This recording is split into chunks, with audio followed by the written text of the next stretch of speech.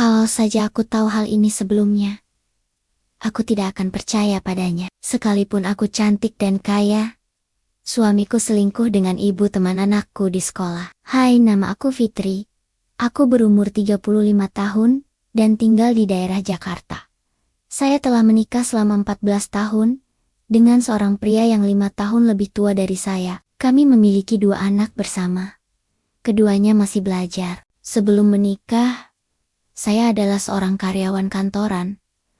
Tetapi, karena suami saya sukses dalam usahanya, saya memutuskan untuk tinggal di rumah, mengurus anak-anak dan rumah tangga. Saya tidak memungkiri bahwa kami adalah keluarga yang bahagia, karena selama ini, kami selalu saling mendukung dalam segala hal. Nah, untuk penampilan, aku selalu menjaga kesehatan dengan rutin berolahraga, mengonsumsi makanan sehat, dan menggunakan perawatan kulit yang berkualitas. Oleh karena itu, banyak orang mengatakan bahwa saya terlihat lebih muda dari usia saya. Lebih dari itu, saya merasa beruntung bisa mandiri secara finansial, karena selain istri, suami saya juga meninggalkan asuransi sebesar 2 miliar rupiah yang harus dibayarkannya setiap bulan. Karena itu, saya pikir aman untuk mengatakan bahwa saya seorang wanita cantik dan kaya.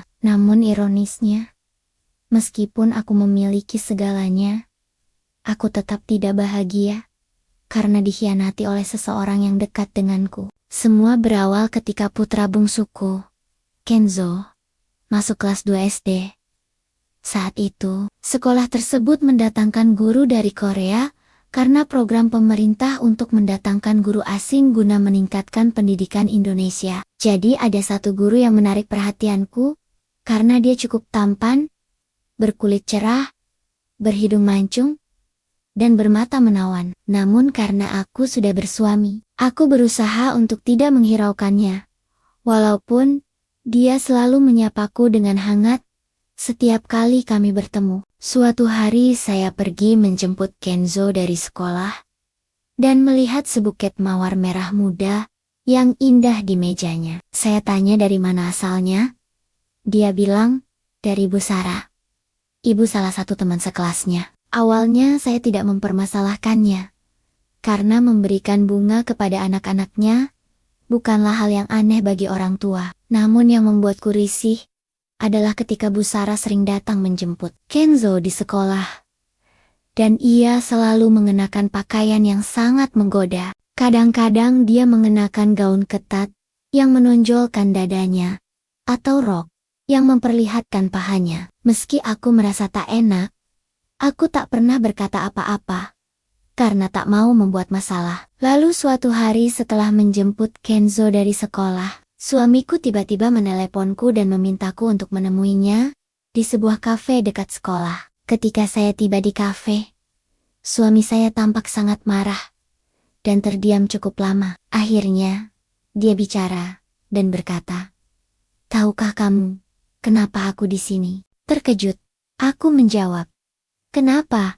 Ada masalah?" Dia lalu bertanya, "Apakah kamu memperhatikan istri Tuan Hanif?" Terkejut, saya menjawab, "Bagaimana dengan dia?" Lalu dia melanjutkan pertanyaannya, "Apakah kamu memperhatikan bagaimana dia berpakaian saat menjemput Kenzo dari sekolah?" Bingung, aku menjawab, Aku cuma memperhatikan kalau dia berpakaian provokatif." Setelah mendengar jawabanku, suamiku berdiri, membayar tagihan, dan langsung pergi ke mobilnya tanpa berkata sepatah kata pun. Setelah kejadian itu, saya mulai memperhatikan pakaian Sari setiap kali dia menjemput Kenzo dari sekolah. Dan ternyata suami saya benar. Setiap kali dia menjemput Kenzo dari sekolah, dia selalu mengenakan pakaian yang sangat terbuka. Tidak hanya itu, saya juga kerap melihat interaksi akrab mereka saat bertemu di gerbang sekolah. Mereka mengobrol sambil tertawa,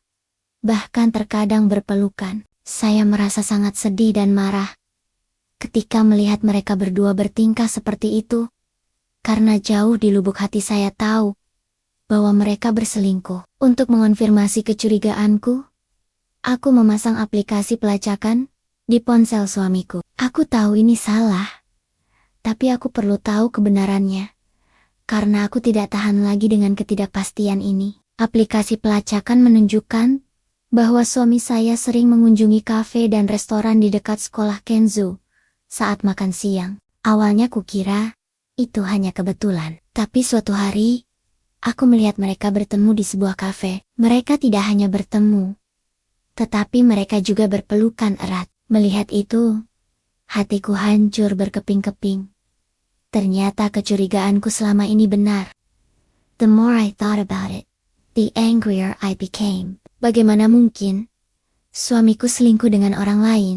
Lagi pula, orang itu hanyalah ibu dari salah satu teman putranya. Apa dia tidak merasa malu sama sekali? Meskipun aku sangat terluka dan marah, aku tetap berusaha untuk tetap tenang dan berpikir rasional. Aku tidak bisa menceraikan suamiku begitu saja karena orang lain. Saya harus mengumpulkan bukti sebanyak mungkin terhadapnya jika saya ingin memenangkan gugatan cerai nanti. Aku memutuskan untuk mengumpulkan seluruh kekuatanku dan menghadapinya secara langsung. Saya pergi ke kafe favoritnya, dan untungnya saya menemukannya di sana. Tanpa membuang waktu, saya berkata, "Apakah kamu masih mencintaiku?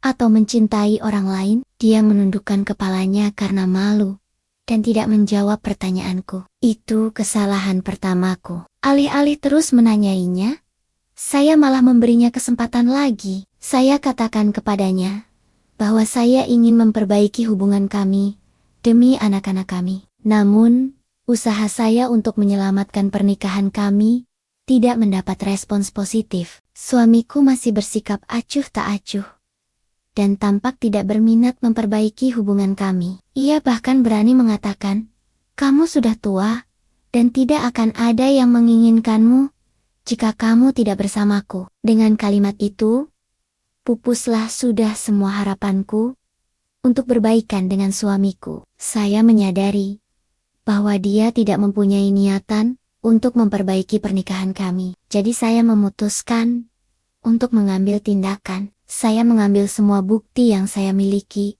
termasuk obrolan dan data lokasi dari teleponnya, kepada ulama saya, dan beberapa tokoh yang saya hormati di keluarga kami. Mereka semua menasihati saya untuk mengakhiri pernikahan saya dengan suami saya, karena dia telah terbukti sebagai orang yang tidak dapat dipercaya, dan telah mengkhianati janji pernikahan kami. Saat ini, saya sedang dalam proses perceraian dengan suami saya. Memang belum final, tapi saya yakin semua akan berjalan sesuai keinginan saya. Adapun suamiku, dia sekarang menuai akibat tindakannya. Selain kehilangan saya, dia juga kehilangan rasa hormat dari keluarga kami dan mitra bisnisnya. Sekarang, dia sering terlihat depresi dan mencoba kembali bersamaku. Tetapi sudah terlambat. Aku tidak akan menerimanya kembali, karena aku tidak ingin dipermainkan seperti orang bodoh. Lagi pula, aku yakin aku akan menemukan pria yang lebih baik darinya. Ini pelajaran untuk semua wanita di luar sana. Jangan pernah percaya pada pria yang rela menghancurkan kebahagiaan keluargamu demi nafsu. Jika Anda mengalami masalah yang sama seperti saya, jangan ragu untuk mengakhiri pernikahan Anda. Percayalah, Anda akan menemukan pria yang benar-benar mencintai dan menghormati Anda. Itu ceritaku, Bu. Semoga bisa jadi pelajaran berharga buat kita semua. Channel Janda Kembang, di mana kami membahas berbagai topik menarik terkait wanita janda, seperti fashion, kecantikan, gaya hidup, dan lain-lain. Silakan menyukai video ini dan berlangganan saluran kami untuk lebih banyak video seperti ini. Dan jika Anda memiliki pertanyaan atau saran, silakan tulis di komentar di bawah. Terima kasih telah menonton, dan sampai jumpa di video berikutnya.